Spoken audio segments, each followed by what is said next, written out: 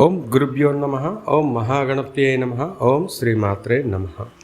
ఆత్మీయ సాధకులారా, ఈరోజు మనం ఈ వీడియోలో కలియుగ ప్రత్యక్ష దైవము శ్రీ సూర్యనారాయణమూర్తికి ఆరాధించి సకల జన వశీకరణ పొందడం, అలాగే సకల భోగభాగ్యాలను సిద్ధింపజేసుకోవటం, సకల శత్రు బాధలను నిర్మూలన చేసుకునే విధానం తెలుసుకునే ప్రయత్నం చేద్దాం. ఆత్మీయ సాధకులారా, మీరు ఈ మంత్ర సాధన చేసేటప్పుడు మీ ఇంట్లో ఎటువంటి అశుచి అనేది ఉండకూడదు. అంటే ఏంటి, ఎవరైనా మీ ఇంట్లో మీ రక్త సంబంధీకులు చనిపోయి సంవత్సరీకము పూర్తి కాకముందు ఉన్నటువంటి వాళ్ళు, అంటు ముట్టు మైలు ఉన్నటువంటి వాళ్ళు ఈ మంత్ర సాధన చేయకూడదు. ఆ అంటు ముట్టు మైల తీరిన తర్వాతనే మీరు ఈ మంత్ర సాధనకు ఉపకరించాలి. ఇక ఈ మంత్రాన్ని ఎక్కడ చేయాలి, ఎలా చేయాలి, విధి విధానాలు ఏంటన్నది ఒకసారి తెలుసుకుందాం. ముందుగా చెప్పినట్టుగానే ఈ మంత్ర సాధన చేయడం వలన సకల శత్రు నిర్మూలన జరుగుతుంది. అలాగే మనకు ఎవరైనా ఇష్టమైన వ్యక్తి ఉన్నారో ఆయన్ని మనకు అనుకూలంగా మార్చుకోవాలంటే ఇప్పుడు నేను డిస్ప్లేలో చూపబోయే మంత్రంలో ఖాళీ ఉన్న ప్రాంతంలో ఆ వ్యక్తి పేరు చెప్తూ ఆ మంత్రాన్ని మీరు జపం చేయాలి.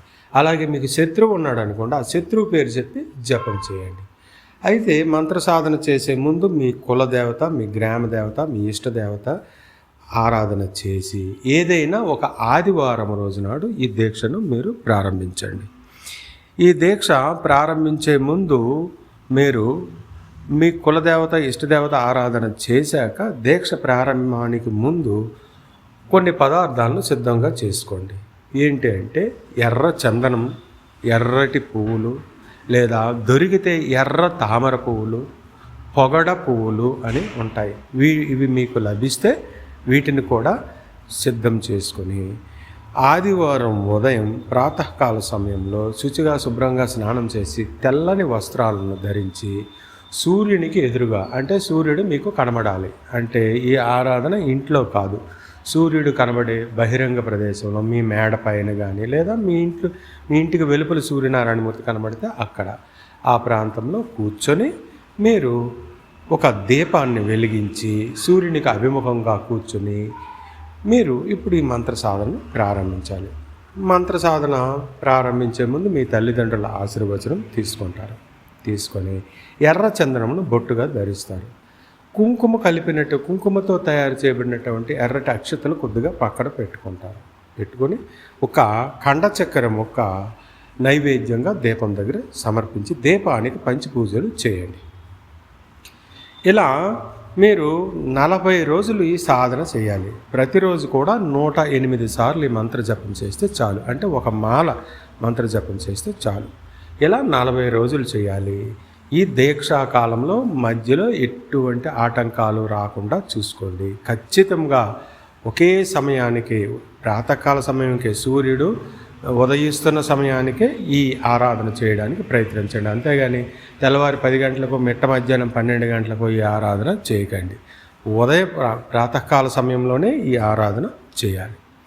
ఇక ఆత్మీయ సాధకులారా, మీరు పూజను జపం ప్రారంభించిన తొలి రోజు నాడు సంకల్పం చెప్పుకోండి. మీకు ఏం కోరిక కావాలి, శత్రువు నిర్మూలన కావాలంటే శత్రు నిర్మూలన కావాలి, అందుకొరకు ఈ మంత్ర జపం చేస్తున్నానని చెప్పండి. లేదు మీకు ఎవరైనా వశపడాలి, లేదంటే మీకు అనుకూలంగా మారాలి, వాళ్ళని ఎవరినైనా వశీకరణం చేయాలి అని అనుకుంటే ఆ విషయాన్ని చెప్పండి. మీకు లేదు నాకు సకల భోగభాగ్యాలు కావాలి, శత్రు నిర్మూలన కావాలి, అలాగే అందరూ అనుకూలంగా ఉండాలి అన్నది మీరు మీ కోరికను బట్టి సంకల్పం చెప్పుకొని తొలి రోజు సంకల్పం చెప్తే చాలు. మిగతా 39 రోజుల సంకల్పం చెప్పక్కర్లేదు. యథావిధిగా పూజ ప్రారంభించి నేరుగానే మీరు మంత్ర జపాన్ని ప్రారంభించండి. ఆత్మీయ సాధకులారా, ఈ విధంగా ఉదయం సమయంలో మీరు మంత్ర జపాన్ని పూర్తి చేశాక మీరు మంత్ర జపం సమయంలో కొద్దిగా ఒక రాగి చిన్న ఉద్దరిని, అలాగే పాత్రలో కొద్దిగా నీళ్లు పెట్టుకుని ఉంచుకోండి పక్కన. ఆ జపం పూర్తయిపోయిన తర్వాతను ఆ రాగి పాత్రలో ఉన్నటువంటి నీటిని తీసుకొని కొద్దిగా ఉద్దరణితో తీసుకొని తీర్థంగా స్వీకరించి అక్కడ ఉన్నటువంటి పూలను అక్షతలను అన్నింటినీ చేతిలో పట్టుకుని సూర్యనారాయణ మూర్తికి ఎదురుగా నిలబడి 108 సార్లు మంత్రజపం పూర్తయ్యాక మరొకసారి నమస్కారం పెట్టుకుని ఆ అక్షతలు, కొద్దిగా ఎర్ర చందనము, ఈ ఎరుపు రంగు పువ్వులు ఆ చేతిలో పట్టుకొని ఆ దీపం దగ్గర విడిచిపెట్టేసి అక్కడ ఒక క్షమాపరాధన నమస్కారం చెప్పుకొని వచ్చేయండి. అక్కడితో మీకు జపం పూర్తయింది. ఈ విధముగా మీరు 40 రోజుల పాటు ఈ మంత్ర జపం చేయాలి. చేసిన తర్వాతను ప్రతిరోజు కూడా మీరు ఆహారంగా ఉదయం పూట ఏదైనా అల్పాహారం తీసుకొని మధ్యాహ్నము భోజనం చాలా తక్కువగా తీసుకోండి. కానీ మీరు మధ్యాహ్నము కుదిరితే రాత్రి ఈ 40 రోజులు కూడా గోధుమ రొట్టెలను, గోధుమ పిండితో చేసిన పదార్థాలను వండుకొని సూర్యనారాయణ స్వామికి నివేదిస్తూ మధ్యాహ్నము రాత్రిపూట భోంచేయండి. అలాగే కుక్కలకు లేదా పశుపక్షాదులకు, మూగజీవులకు ఏవైనా ఆహారాలు పెడుతుండండి. ఈ గోధుమ సంబంధమైన ఆహారాలు కూడా పెట్టచ్చు. గోధుమ రొట్టెలు చేసి ఆవులకు పెడితే ఇంకా మంచిది. ఈ మంత్రం చాలా వేగంగా సిద్ధిస్తుంది. ఆత్మీయ సాధకులారా, ఇప్పుడు నేను చెప్పినటువంటి విషయాలను బాగా గమనించుకొని మంత్ర దీక్ష అనేది ప్రారంభిస్తారని ఆశిస్తూ ఇప్పుడు మంత్రం చెప్తున్నాను. నాతో పాటు మంత్రాన్ని మీరు ఒక 3 సార్లు పలకండి. మంత్రం: ఓం నమో భగవతే శ్రీ సూర్యాయ హ్రీం సహస్ర కిరణాయ ఐం అతుల బల పరాక్రమాయ నవగ్రహ దిక్పాల లక్ష్మీ దేవతాయై ధర్మ కర్మ సహితాయ. ఇక్కడ మీరు వ్యక్తి పేరు ఉంటే ఆ వ్యక్తి పేరు చెప్పండి. చెప్తూ నామ సాధయ మోహయ ఆకర్షయ దాసం కురు స్వాహ. ఆత్మీయ సాధకులారా, ఇప్పుడు నేను చెప్పినటువంటి ఈ మంత్రాన్ని మీరు తూర్పుకు అభిముఖంగా కూర్చొని సూర్యుని చూస్తూ, దీపాన్ని చూస్తూ మీరు మంత్రజపాన్ని 108 సార్లు చేయాలి. ఇలా 40 రోజులు చేయాలి. ఇప్పుడు ఈ దీక్ష 40 రోజుల దీక్ష మీరు పూర్తి అయిపోయిన తర్వాతను మీకు కుదిరితే మీ సమీపంలో ఎక్కడైనా సూర్యనారాయణ స్వామి ఆలయం ఉంటే వెళ్ళి ఒకసారి దర్శించండి. లేదన్నప్పుడు మీరు ఈ 40 రోజుల సాయంకాల సమయంలో ఇంకొక పని కూడా చేయవచ్చు. ఏమిటంటే, మీ ఊర్లో ఉన్న దేవాలయం దగ్గర నవగ్రహాలు ఉంటాయి. ఆ నవగ్రహాల్లో మధ్యలో సూర్యుడు ఉంటాడు, సూర్యగ్రహం.